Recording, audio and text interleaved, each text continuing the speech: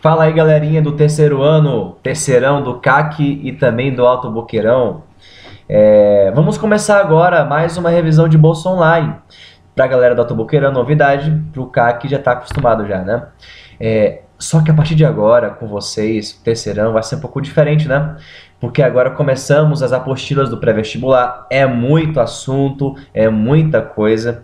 E essa videoaula, na verdade, é só para ajudar vocês especificamente para a prova, tá? Quais são os pontos mais importantes que eu peguei para elaborar a prova de todos os povos que estudamos até agora da antiguidade, né? Pegamos o Egito, a Mesopotâmia, alguns povos como os persas, fenícios e hebreus, e por último, a Grécia Antiga, uma fase muito importante, um assunto muito importante para o vestibular. Ok? Então vamos lá, pessoal. Só vou pegar as coisas mais importantíssimas, vai ser bem rapidão dessa vez, para que vocês depois possam se basear para se debruçar um pouco mais nos estudos. Ó, não fique só nessa revisão de bolso, não fique também só nos módulos, nas apostilas, que é muito resumido. Pesquisem, procurem, vocês têm uma amplitude, uma gama legal de oportunidades para você conseguir, então, obter esse conhecimento. Ok? Tranquilo, pessoal. Vamos lá, então. Primeira coisa, Egito. Quais são as coisas mais importantes que irão cair na prova sobre o Egito? Primeira, que é um estado teocrático, lembra? Em que o governo está envolto numa aura espiritual, que, na verdade, o governante ou é o próprio Deus ou representa o próprio Deus. Você sabe que no Egito, o governante, o faraó, ele é o próprio Deus. Na Mesopotâmia tem uma diferença. Também é teocrático, mas não que ele seja um Deus, os reis da Mesopotâmia, mas que, na verdade, eles representam os deuses. Ok? De fundamental importância você se ligar que tanto a Mesopotâmia quanto o Egito estão no chamado crescente fértil. Eles criaram seus estados a partir de uma busca pela solução de viver, de conseguir sustentar. E para isso eles utilizavam os rios, Tigre e Eufrates na Mesopotâmia e também o rio Nilo no Egito.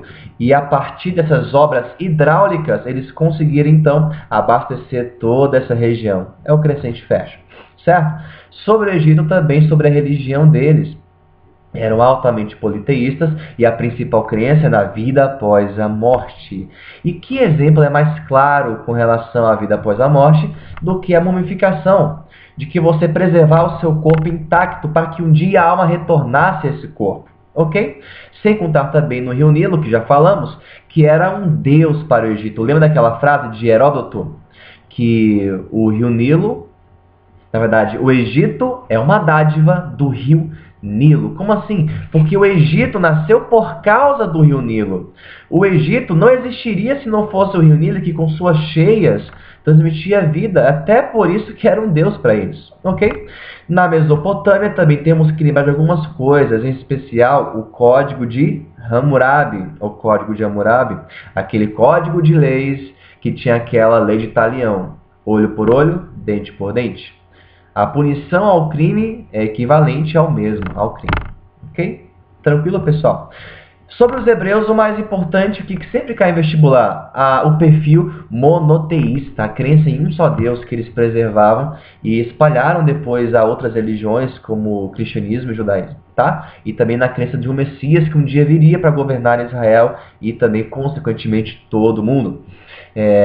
O que mais poderia cair? Sobre os hebreus vai cair isso de fato. Aquelas fases, a diáspora, o cisma, o êxodo, você tem que saber, mas não vai cair na prova, ok? Tranquilo, então. Vamos lá, pessoal. O que mais? Sobre os fenícios, duas coisinhas básicas. Lembra? Primeiro, eram os povos do mar, realizavam o comércio marítimo, o comércio nos mares a longo curso. E sem contar também que eles inventaram um alfabeto fonético, quando as letras passaram a representar sons. Tranquilo? Então tá, beleza. Sobre os persas, só basta você de mais importante se lembrar do rei Dario e o que ele fez com seu império. Que ele dividiu seu império em satrapias, cada satrapia foi governada por um sátrapa, e para que fiscalizasse então esses sátrapas, o rei então acabou criando a função dos olhos e ouvidos do rei. Os olhos e ouvidos do rei. Para quê? Para que contassem tudo o que eles ouviam, tudo o que eles viam para o rei. Era uma forma de organizar e administrar melhor o império. Certo. Grécia Antiga, rapidamente, o que mais vai cair na prova em Grécia Antiga? Você lembra no pré-homérico, é o momento em que os gregos vão se formando, os povos, aqueus, jônios, eólios e dórios se formam, se juntam. Período homérico é onde os gregos moram em genos, grandes famílias com as suas terras, e o paterfamílias é quem lidera esses genos. Depois vem o arcaico, super importante, hein? Quando as cidades e estados aparecem na Grécia. No período arcaico temos as duas principais cidades, Esparta e Atenas. Vai ter uma pergunta para você falar as principais diferenças de Esparta e Atenas. São duas mais importantes, pessoal. A primeira na educação, que também, é claro, está aí embaixo da questão cultural. De um lado, a educação ateniense, que de fato é mais ligada à cultura, à arte, à filosofia, e do outro lado, a Esparta, que é mais ligado ao militarismo, ok? Tanto é que eles eram bem guerreiros e tinham um espírito mais lacônico, fechado. Até por alguns falam que eles eram xenófobos, inclusive. Praticavam a xenofobia, certo? Na política, a oligarquia evoluiu-se numa oligarquia. Desculpa. Em Esparta, a oligarquia foi desenvolvendo. Lembra em que um pequeno grupo tem o poder em suas mãos? Só que em Atenas, a evolução foi outra. O que aconteceu lá foi o quê? Foi uma democracia. Mas você se lembra que só que poderiam votar eram cidadãos que, na verdade, eram o quê? Filho de pai e mãe ateniense, eram homens, ok? E tinham que nascer naquela cidade. Era uma democracia um pouco mais restrita, certo? E para finalizar, uma pergunta super importante. Qual a relação entre o imperialismo de Atenas, o enfraquecimento da Grécia e, por último, a invasão dos macedônicos? Você se lembra que nas guerras médicas, nas guerras entre os gregos e os persas, Atenas liderou uma aliança militar para unir, as cidades gregas para que pudesse se defender, a Liga de Delos. Só que depois dessa guerra, Atenas usa essa aliança para dominar as outras cidades, cobrar impostos delas. E isso aconteceu, e ela virou de fato um grande império naquela região.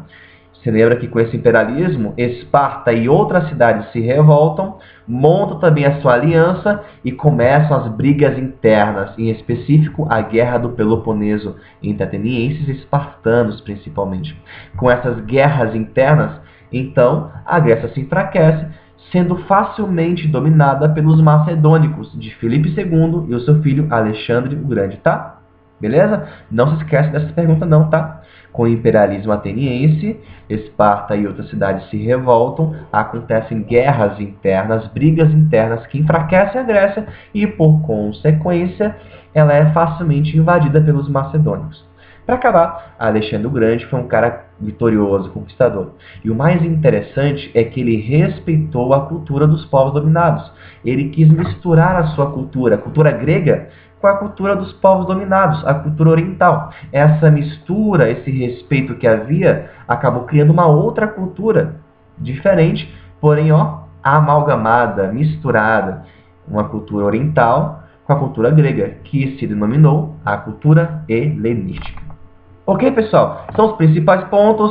Peguem os livros, módulos, internet, procurem, manda brasa, tá? Abração para vocês. Bom fim de semana. Show!